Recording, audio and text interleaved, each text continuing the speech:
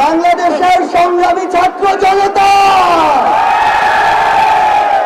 যে শাহবাগের মঞ্চ থেকে আমাদের লড়াইয়ের চূড়ান্ত ধাপ শুরু হয়েছিল, আজ আমরা অনেকটাই বিজয়ীর দেশে সেই শাহবাগের মঞ্চে আবার এসে জড়ো হয়েছি। যেই স্বৈরাচারী সরকার পুলিশ দিয়ে আমাদের ব্যারিকেড দিয়েছিল, সেই স্বৈরাচারী সরকার কোথায়? সেই পুলিশ কোথায়?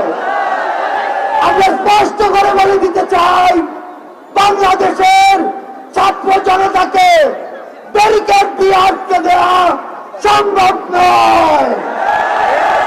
যদি আটকে দিতে চান, গদিতে আগুন জ্বলবে। ওই স্বৈরাচারী সরকার